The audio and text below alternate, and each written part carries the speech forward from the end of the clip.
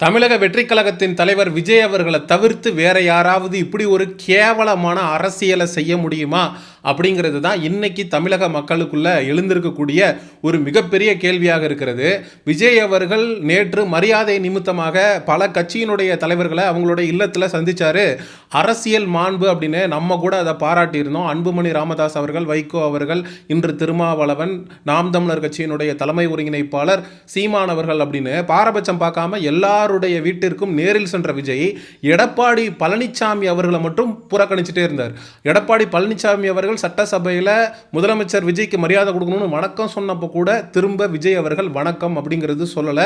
அப்பயே தெரிஞ்சது எடப்பாடி பழனிசாமிக்கு எதிராக விஜய் அவர்கள் ஏதோ ஒரு திட்டத்தை வகுத்துக்கிட்டு இருக்காருன்னு. அதுக்கு இன்னைக்கு பதில் கொடுக்கக்கூடிய விதமாக CV சண்முகத்துடைய இல்லத்திற்கு நேரில் சென்ற விஜய் CV சண்முகம் தரப்பில் இருக்கக்கூடிய 28 MLAக்களோடு போட்டோவுக்கு ஒன்னா நின்று போஸ்ட் கொடுத்து அதிமுக இரண்டாக பிளவுபடுவதற்கு முக்கிய காரணமாக அமைந்திருக்கிறார். ஒரு மிகப்பெரிய வரலாற்று பிழையை செய்திருக்கிறார் அப்படிங்கிறதுல மாற்று கருத்தே இல்லை. ஒரு கட்சி பலவீனமா இருக்குன்னா அதுல கல்லெறிந்து அதில் வரக்கூடிய MLAக்களை கொண்டு வந்து ஆட்சி அமைக்கிறதுக்கு பேரு தான் தூய சக்தி தாவேக்காவா அப்படிங்கிற கேள்வியை நம்மளால எழுப்பாம இருக்க முடியல.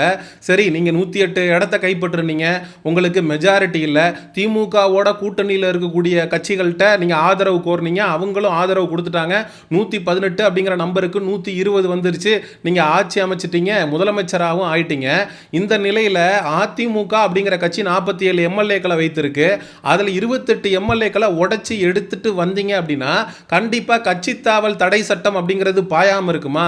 இதே CV சண்முகம் அவர்கள் 32 MLAக்களோடு தாவேகாவிற்கு ஆதரவு கொடுக்கிறாரு அப்படின்னா அது வந்து கட்சி தாவல் தடை சட்டத்துக்குள்ள வராது. ஆனா 28 அப்படிங்கிறது தான் CV சண்முகம் அவர்கள் வைத்திருக்கக்கூடிய MLAக்களோட கவுண்ட்.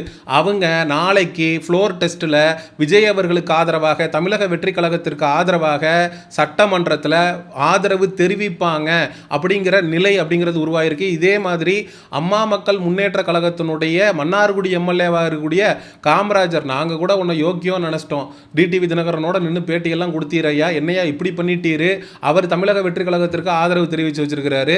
டிடிவி தினகரன் அவர்கள் அம்மா மக்கள் முன்னேற்ற கழகத்திலிருந்து தாவேகாவிற்கு விலை போன MLA காமராஜர் அவர்களை நீக்கி இருக்காரு அம்மா மக்கள் முன்னேற்ற கழகத்தினுடைய அடிப்படை உறுப்பினர் பதவியிலிருந்து. இன்னைக்கு அதிமுகவுடைய பொதுச் செயலாளராக இருக்கக்கூடிய எடப்பாடி பழனிசாமி அவர்களுடைய நெஞ்சில இடியை இறக்கியிருக்காரு CV சண்முகம். அதிமுக அப்படிங்கிற கட்சி தாவேகாவில் போய் கரையவிருக்கிறதா அப்படிங்கிறது தான் நமக்கு எழக்கூடிய கேள்வியாக இருக்கிறது. எப்படி விஜய் அவர்களுக்கு இப்படி ஒரு துரோகத்தை இன்னொரு கட்சிக்கு செய்யறதுக்கு மனசு வருது அப்படிங்கிறது நமக்கு சத்தியமா தெரியல. ஒருவேளை தமிழக வெற்றி கழகத்திலிருந்து ஒட்டச்சிக்கிட்டு ஒரு 52 MLAக்கள் இன்னொரு கட்சியில போய் சேர்ந்தா விஜய் அவர்களுடைய ரியாக்ஷன் என்னவா இருக்கும்? அவர் எப்படி ரியாக்ட் பண்ணியிருப்பாரு? ஏன்னா அதிமுகவிலிருந்து விஜய் அவர்களுக்கு ஆதரவு கொடுக்கக்கூடிய இந்த 28 MLAக்களும் விஜய் அவர்கள் CM ஆகணும்னு ஓட்டு போட்டவங்க இல்ல, எடப்பாடி பழனிசாமி அவர்கள் முதலமைச்சராகணும் அப்படின்னு ஓட்டு போட்ட மக்கள். அப்படிப்பட்ட தனக்கு எதிர்நிலையில் விழுந்த வாக்குகளை பெற்று MLAக்கள் ஆனவர்களை உங்க பக்கம் மெஜாரிட்டி இல்லைன்ற ஒரே காரணத்துக்காக ஆதரவுக்காக கூட்டிட்டு வந்து உட்கார வைக்கிறது அப்படிங்கிறது சந்தர்ப்பவாத அரசியல். இது மாற்றத்திற்கான அரசியல் இல்லை, இது முழுக்க முழுக்க ஏமாற்றத்திற்கான அரசியல். இன்னைக்கு கூட உதயநிதி ஸ்டாலின் அவர்கள் இன்னைக்கு வந்து சட்டசபையில் விஜய் அவர்களை கிண்டல் அடித்து தமிழக வெற்றி கழகம் 108 இடங்களை கைப்பற்றி இருந்தாலும் மெஜாரிட்டி இல்லாம திமுகவோடு இருந்த தோழமை கூட்டணி சக்திகளோட தயவுல தான் ஆட்சியே அமைத்திருக்காரு அப்படின்னு உதயநிதி அவர்கள் விஜய் அவர்களை நக்கல் அடித்து பேசினதையும் நம்மளால மறுக்க முடியாது, மறக்க முடியாது. இந்த நிலையில தான் எப்ப வேணாலும் திமுக கூட்டணியில் இருக்கக்கூடிய MLAக்கள் பிச்சுக்கிட்டு பின்வாசல் வழியா ஓடிடுவாங்க அப்படின்னு பதட்டத்தில் பயத்தில் இருக்கக்கூடிய விஜய், ஏன்னா காங்கிரஸ் பின்வாசல் வழியா பின்னங்கால் புடலியில் படத்தானே விஜய் பக்கம் ஓடி வந்துச்சு, அதே காங்கிரஸ் இன்னொரு தடவை திமுக பக்கம் ஓடாதுன்னு என்ன நிச்சயம்? அதனால அதிமுகவை ரெண்டா பொளந்து அதுல பாதி MLAக்களை தாவேகாவுக்கு கூட்டிட்டு வந்து அவங்களுக்கு அமைச்சர் பதவி, ஆட்சியில பங்கு, அதிகாரத்தில் பங்கு அப்படின்னு விஜய் அவர்கள் ஒரு முடிவை எடுத்திருக்கிறது அப்படிங்கிறது விஜய் அவர்களுடைய பொலிட்டிக்கல் கரியருக்கும் நல்லதில்ல, அதிமுக அப்படிங்கிற ஒட்டுமொத்த கட்சியை அழிப்பதற்கான நோக்கம் அப்படின்னு தான் இதை நம்ம சொல்ல முடியும். ஏன்னா இப்போ திமுகவுக்கும் தாவேகாவுக்கும் நடுவில் ஒரு அண்டர்ஸ்டாண்டிங் அப்படின்றது வந்துருச்சு. விஜய் அவர்கள் ஸ்டாலின் அவர்கள நேரில் சென்று சந்தித்து, இங்கே வா, நீ எப்படியோ 108 இடங்கள் வந்துட்ட, நானும் 70 தொகுதி வச்சிருக்கேன், நீ ஆளுங்கட்சியா இரு, நான் எதிர்கட்சியா இருக்கேன், நம்ம 2 பேரும் சேர்ந்து ஒரு கேம் ஆடிக்குவோம், இந்த கேம்லே இல்லாத அதிமுகவை அடிச்சு விட்டுருவோம், முடிச்சு விட்டுருவோம், எடப்பாடியோட கரியரை காலி பண்ணி விட்டுருவோம் அப்படின்னு திட்டமிட்டு தன்னுடைய தமிழக வெற்றி கழகத்தில் இருக்கக்கூடிய முன்னாள் அதிமுக நபராக இருக்கக்கூடிய செங்கோட்டையனை வச்சு அதிமுகவுடைய எம்எல்ஏக்களுக்கு ஆசை வார்த்தைகளை காட்டி அமைச்சராக்குறோம், கோடிக்கணக்கில் பணம் கொடுக்குறோம் அப்படிங்கிற பேரமெல்லாம் பேசப்பட்டு குதிரை பேரத்தின் அடிப்படையில் தானே அவங்க அதிமுகவிலிருந்து தாவேக்காவிற்கு தாவ முடியும். கண்டிப்பாக 32 எம்எல்ஏக்களுக்கு குறைவாக தமிழக வெற்றி கழகத்திற்கு CV சண்முகம் தரப்பு ஆதரவு தெரிவிக்குது அப்படின்னா கண்டிப்பாக கட்சி தாவல் தடை சட்டம் அவர்கள் மீது பாய வேண்டும். நேத்து தான் விஜய் அவர்களை புகழ்ந்து பேசணும். ஒரு நாகரிக அரசியலை மேற்கொள்றாரு. நாம் தமிழர் கட்சி எல்லாம் தமிழக வெற்றி கழகத்தை கடுமையாக விமர்சிச்சு அந்த விமர்சனத்தை எல்லாம் கடந்து அண்ணன் சீமானவர்களை நேரில் வந்து சந்திக்கிறாரு. பல கட்சி தலைவர்களுடைய இல்லத்திற்கு விஜய் போறது வந்து வரவேற்கத்தக்கது. இப்படிப்பட்ட நாகரிக அரசியல் அப்படிங்கிறது தமிழ்நாட்டுக்கு தேவை. இது கேரளாலலாம் இருக்கு, ஆனால் தமிழ்நாட்டில் தான் இல்லை அப்படின்னு நேத்து தான் விஜய் அவர்கள் குறித்து நம்ம பெருமையாக பேசணும். ஆனால் இன்னைக்கு இப்படி ஒரு அநாகரிக அரசியலை விஜய் அவர்கள் கையில் எடுத்திருக்கிறது அப்படிங்கிறது உண்மையிலே அவருக்கு மிகப்பெரிய அளவில் பேக் ஃபயர் ஆகிருக்கு.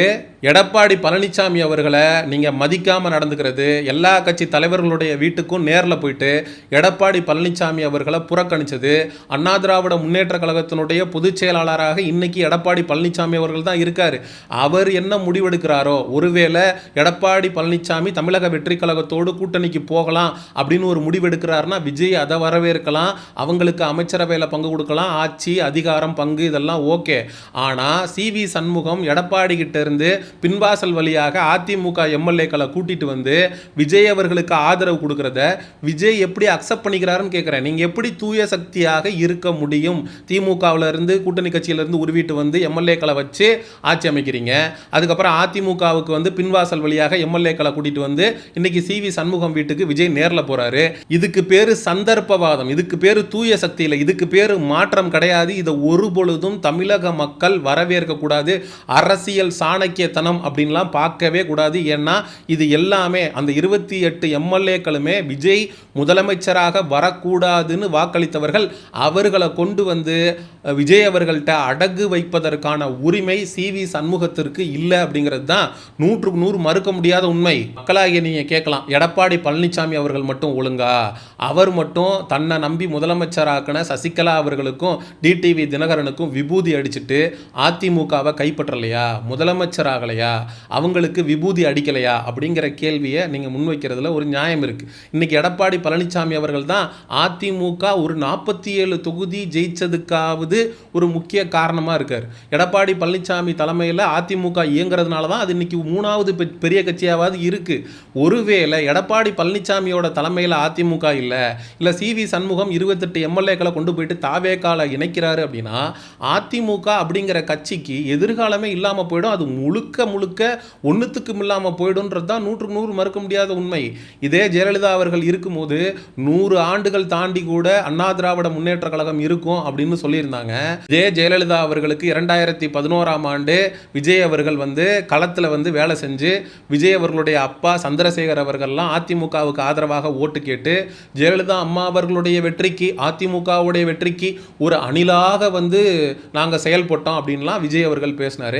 நீங்கள் அணிலாக செயல்பட்டு அவங்களுடைய வெற்றிக்கு காரணமாக இருந்த விஜய், அதிமுக வளர்வதற்கு காரணமாக இருந்த விஜய் இன்னைக்கு அதிமுகவை ஒட்டுமொத்தமாக அழித்து ஒழிக்கணும் அப்படின்னு எடுத்திருக்கக்கூடிய முடிவு அப்படிங்கிறது வன்மையான கண்டனத்துக்குரியது. இது உண்மையிலேயே ரொம்ப ரொம்ப கேவலமான அரசியல். இதை எந்த சூழ்நிலையும் மக்களாகிய நீங்கள் நியாயப்படுத்தக்கூடாது அப்படின்னு சொல்லி இந்த காணொலியை நிறைவு செய்கிறேன். மக்களாகிய நீங்கள் விஜய் அவர்களுடைய இந்த கேவலமான அரசியல் நகர்வை பற்றி என்ன நினைக்கிறீங்க அப்படிங்கிற உங்களுடைய கருத்துக்களை மறக்காமல் கமெண்ட் செக்ஷனில் சொல்லுங்கள். சமூக நிகழ்வு அரசியல் சார்ந்த பதிவுகளுக்கு சயோனிசம் சேனலை சப்ஸ்கிரைப் பண்ணுங்கள். அடுத்த ஒரு காணொலி பதிவில் சந்திப்போம். நன்றி, வணக்கம்.